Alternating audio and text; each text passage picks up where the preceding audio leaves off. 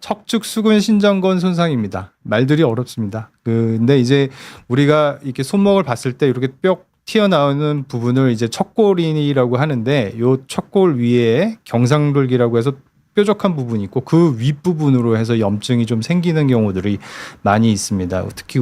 라켓을 이용해서 손목을 비틀어야 되는 상황에 있을 경우에 많이 그렇고, 그래서 우리가 이거를 그냥 쉽게 척추 수근 신전건 하면 어려우니까 지금부터 ECU라고 설명을 하겠습니다. 그래서 이 ECU라는 힘줄은 이런 식으로 팔꿈치에서부터 이게 5번째 손가락의 중수골까지 이런 식으로 가는 힘줄인데, 이 힘줄이 가는 곳에는 이런 깊은 고랑이 하나 있고 그 다음에 그 고랑을 싸고 있는 막이 있습니다. 그리고 그 막을 위에 또 신전지대라고 또 두꺼운 힘줄이 뜨지 않게 하는 이런 구조물이 이렇게 힘줄을 딱 잡아주고 있는데, 손목을 계속 이렇게 사용하면서 라켓을 사용하게 되면 반복적인 이런 데서 자극이 있어서 관에 이 협착으로 인해서 통증이 생기기도 하고, 어느 순간에 손목을 잘못 비틀어서 힘줄이 탁 빠져나오게 되면 이런 탈구에 의해서도 염증이 많이 생기거나 통증이 발생할 수 있겠습니다. 그래서 라켓 스포츠에서 아주 흔한 손상 중에 하나고, 특히 손목의 외회전이라고 하는 거는 이렇게 펴는 상태, 그리고 굴곡은 구부리는 상태, 그리고 척측변이 이렇게 됐을 때 힘줄의 모양이 원래는 이런 식으로 돼 있는 게 이런 식으로 옆으로 이렇게 당겨지면서 이렇게 텐션을 받게 되니까 원래 위치로 가려고 하는 힘줄의 그 힘 때문에 이쪽 바깥쪽에 이제 힘줄에 염증이 생기거나 아니면 이 부분이 끊어지는 그런 이상이 생길 수 있겠습니다. 그래서 뭐 타입에 따라서 어떻게 나누는 것이 있고, 그리고 뭐 그 각각의 타입에 따라서 치료를 어떻게 하는 것이 좋다, 이런 것들은 뭐 있는데, 여러 가지 테스트가 있는데, 아까 말씀드렸듯이 이 경상돌기보다 위쪽에서 통증이 생기면서 소리가 나는 경우가 많이 좀 문제가 되고,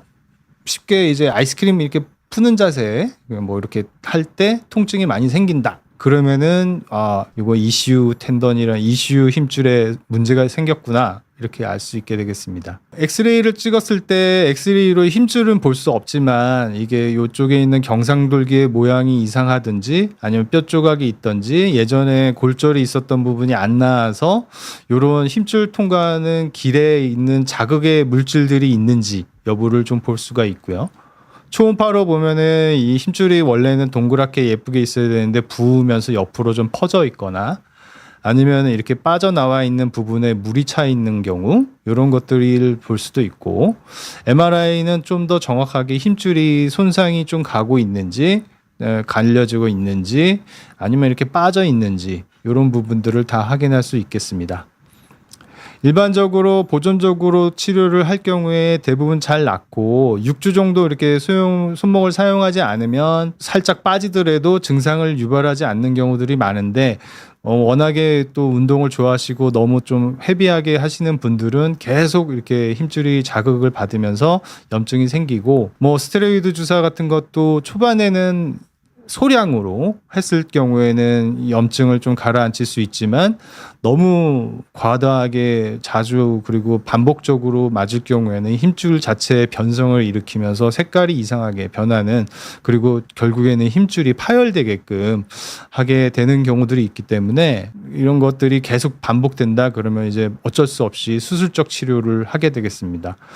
바로 빠졌을 때 뭐 너무 심하게 빠졌다 그러면은 바로 3주 이내에 그냥 봉합을 하면서 다시 빠지지 않게 하는 방법이 있지만, 이제 만성적으로 계속 반복적으로 탈구가 되는 경우에는 힘줄집 재건술, 건막 재건술이라고 하는 수술을 하게 되는데요. 그래서 이런 수술들은 이렇게 빠지는 힘줄들을 주변에 있는 지대를 이용해서 지대로 이렇게 다시 건막을 만들어서 손목이 돌아갈 때 빠지지 않게 해줍니다. 그래서 수술을 한 4에서 6주 정도 고정하고 나서 그 다음에 한 3개월 정도 후부터는 다시 운동을 할 수 있는 그런 방법이 되겠습니다.